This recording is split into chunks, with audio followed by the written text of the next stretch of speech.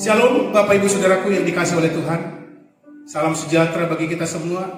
Jemaat JKI yang berada dimanapun saat ini berada. Engkau yang ada di rumah, engkau ada yang di dalam, mungkin dalam perjalanan melihat pelayanan online ini. Saudara mestinya mengerti bahwa Tuhan selalu beserta dengan kita. Yang percaya katakan amin. Hari ini tanggal 29 Maret tahun 2020, kita sedang berada di dalam situasi, kondisi, mungkin fenomena yang terjadi di seluruh dunia, melanda COVID-19. Tapi hari ini, kita masih bisa beribadah, karena pertolongan Tuhan, mungkin secara online, yang membuat kita untuk lebih lagi bergairah dalam Tuhan, lebih semangat lagi dalam Tuhan. Mungkin dalam hidup ini, engkau mungkin mengalami ketakutan, persoalan apapun. Tapi ketahuilah, Tuhan tidak pernah meninggalkan engkau. Dan tidak pernah meninggalkan kita semua. Memang dalam hal situasi yang demikian, pandemi ini, bahkan COVID-19 ini, membuat orang bertanya-tanya dalam kehidupannya. Kehidupan saudara dan kehidupan saya juga bisa timbul pertanyaan ini. Apakah maksud Tuhan dengan semua kejadian ini? Bahkan semakin berjalan terus sampai ke seluruh dunia melanda ini. Bahkan di Aceh pun sudah diketemukan ada yang terinfeksi, saudaraku.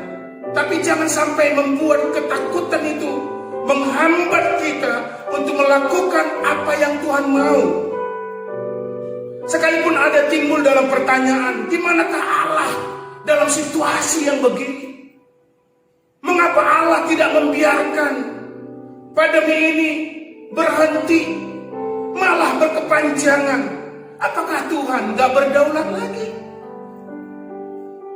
Hal itu bisa terjadi, timbul pertanyaan dalam hidup saudara dan kehidupan saya. Tapi perlu diketahui, gereja mula-mula nggak lepas juga, nggak luput juga dalam persoalan ini. Mereka ditekan, mereka bertubi-tubi dikambing hitamkan oleh kerajaan kaisar pada waktu itu. Sehingga muncullah pertanyaan yang klasik, yang sering kali timbul. Apakah masih Tuhan berdaulat di dalam kondisi yang seperti begini? Pada waktu itu gereja mula-mula masih ada orang yang baru-baru percaya, yang baru ikut Tuhan Yesus percaya. Tapi timbul persoalan yang demikian, membuat orang bisa bertanya-tanya, di mana Tuhan?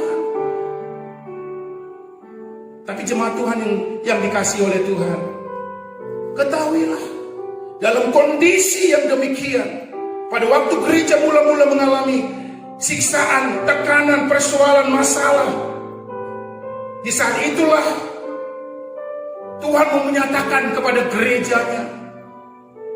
Waktu itu Yohanes, murid Yesus, diberi penglihatan. Dan Tuhan sendiri dia berkata, di dalam Wahyu pasal yang pertama, ayat yang ke-8, dalam situasi yang begini, Tuhan mau berkata kepada gerejanya pada waktu itu. Ayat yang ke-8 di dalam kitab Wahyu pasal yang pertama.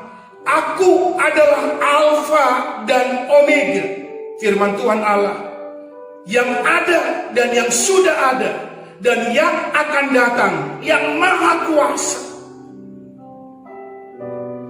Tuhan berkata kepada gereja-gereja yang mengalami masalah persoalan, untuk tetap ingat dan percaya bahwa Allah itu, bahwa Tuhan itu adalah Alfa dan Omega. Yang artinya adalah,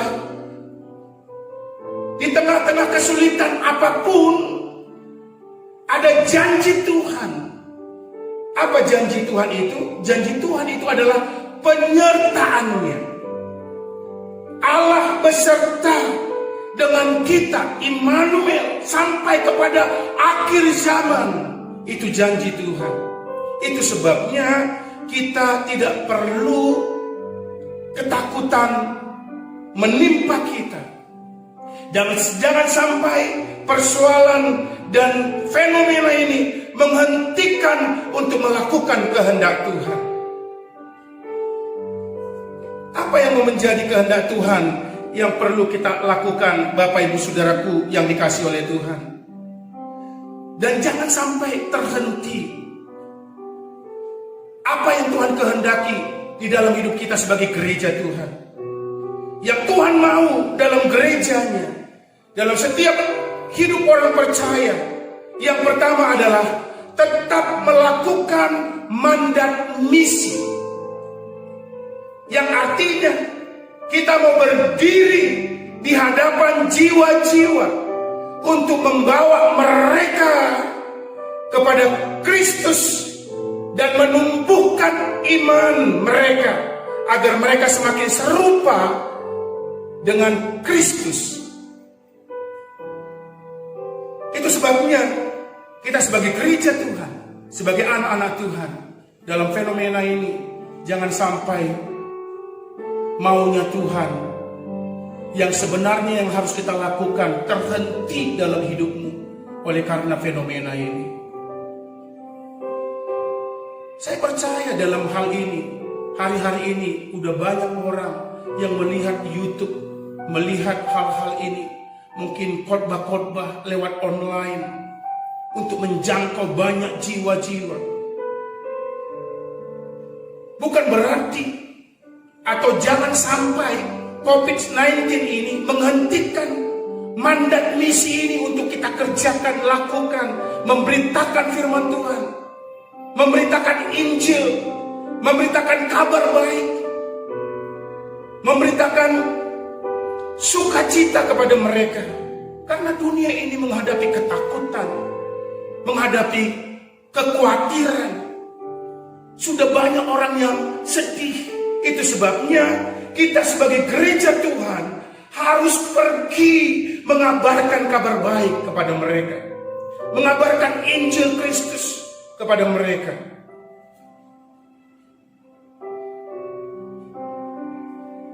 Dan saya percaya hal ini yang Tuhan mau dalam hidup kita, yaitu terus melakukan amanat agung, memberitakan Injil, memberitakan kabar baik. Jangan memberitakan kabar-kabar buruk, apalagi sampai hoax, mengkabarkan hal-hal yang gak benar, yang jelek, atau menjelekkan orang lain, menyalahkan orang lain. Seharusnya gereja Tuhan harus menjadi orang yang membangkitkan iman orang, memberitakan kabar baik kepada orang, memberikan kabar sukacita kepada orang. Itu tugas gereja. Yang kedua, hal yang perlu kita lakukan dalam situasi kondisi ini adalah jangan lupa panggilan kita juga adalah panggilan Alkitabiah atau mandat Alkitabiah, di mana hidup kita harus lebih akrab, harus lebih suka dengan firman Tuhan, di mana Mazmur berkata, kesukaannya adalah firman Tuhan, yang merenungkan firman itu siang dan malam. Kita harus merenungkannya. Ini menjadi tugas kita. Semakin kita akrab dengan Tuhan, punya persekutuan dengan Tuhan, bukan malah lari tinggalkan Tuhan, bukan malah lari kecewa dengan Tuhan, walaupun kondisi ini terjadi. Makanya ada yang berkata begini saudaraku, dalam bahasa Latinnya, coram Deo. Coram Deo itu adalah kita harus memiliki hubungan pribadi yang intim dengan Tuhan, sehingga dalam persekutuan kita dengan Tuhan, kita bisa semakin dekat dengan Tuhan, semakin intim dengan Tuhan. Jadi coram Deo artinya saya berdiri di hadapan Tuhan sekalipun saya ada di dalam dunia ini. Berdiri hadapan Tuhan artinya apa yang aku lakukan, apa yang aku perbuat harus sesuai dengan firman Tuhan. Harus sesuai dengan Alkitabiah. Harus sesuai dengan kebenaran firman-Nya. Sehingga dimanapun kita berada, kita tahu bahwa kita sedang berdiri di hadapan Tuhan. Apa yang kita kerjakan, apa yang kita lakukan, sesuai dengan firman-Nya. Tindakan kita, perkataan kita, perbuatan kita, sesuai dengan firman Tuhan. Karena apa, saudaraku yang dikasihi oleh Tuhan? Karena panggilan gereja Tuhan adalah untuk taat kepada perintah dan ketetapan Tuhan, dan bukan malah sebagai pemberontak. Jadi gereja Tuhan harus berdiri di hadapan Tuhan sendiri, di mana tindakan kita, kelakuan kita sesuai dengan firman-Nya.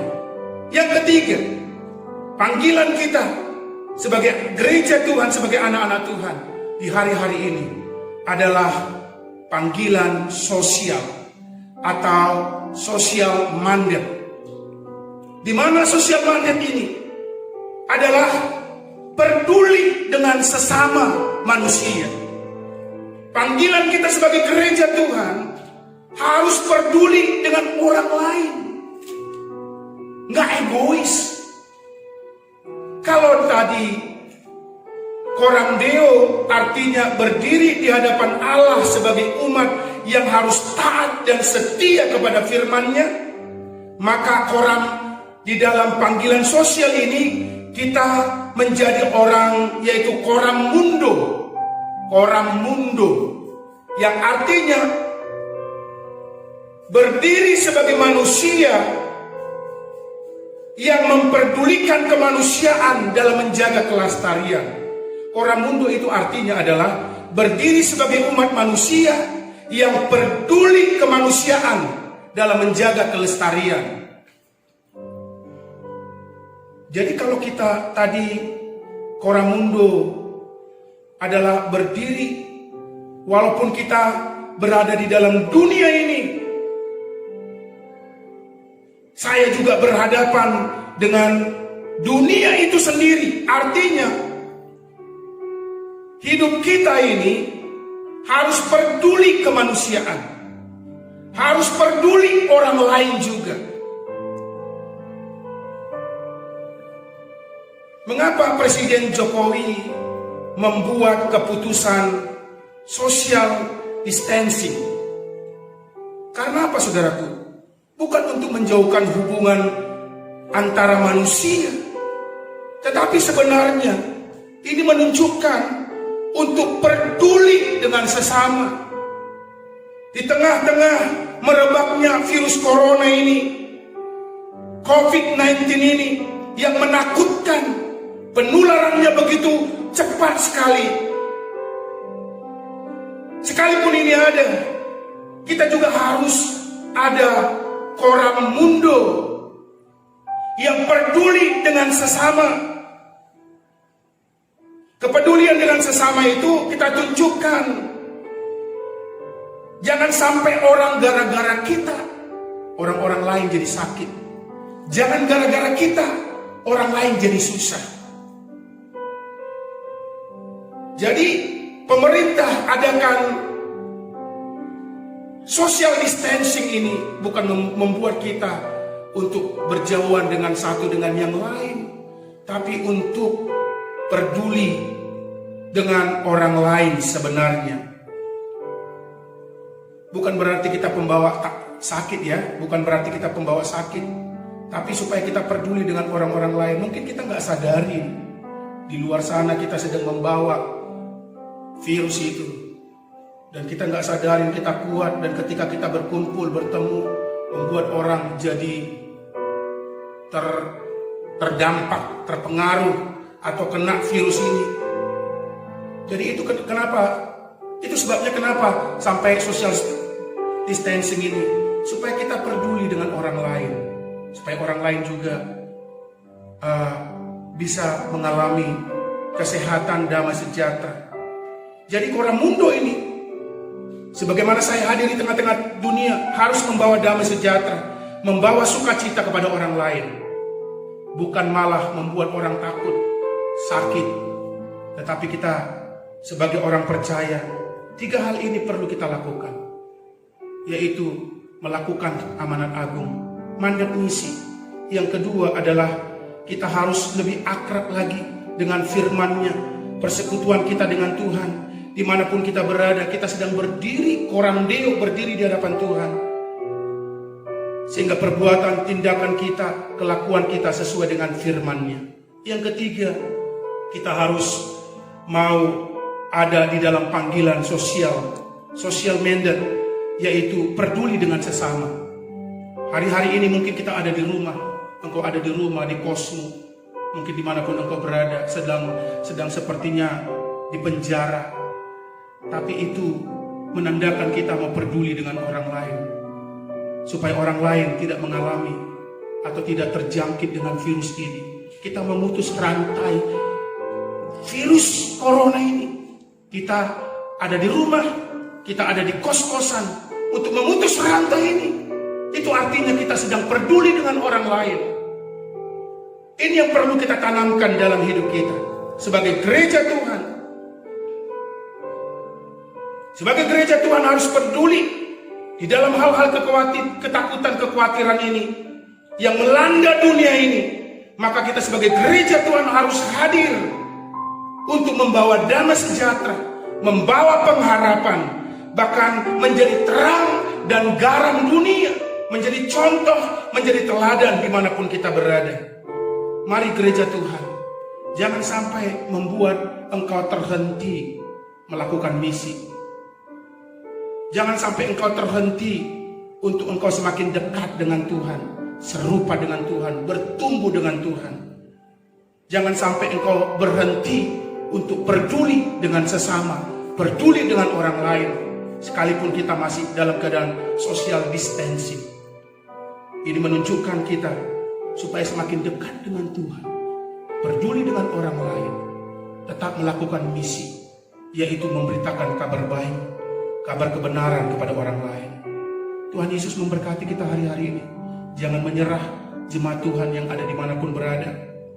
Mungkin kita hari ini gak bertemu secara fisik, secara online kita bertemu untuk mendengarkan firman Tuhan ini. Tetap kuat, tetap semangat, jangan takut, jangan gentar. Tuhan ada beserta dengan kita. Immanuel, Dia ada memegang kendali sampai kepada akhir zaman. Tuhan Yesus memberkati, kita akan berdoa.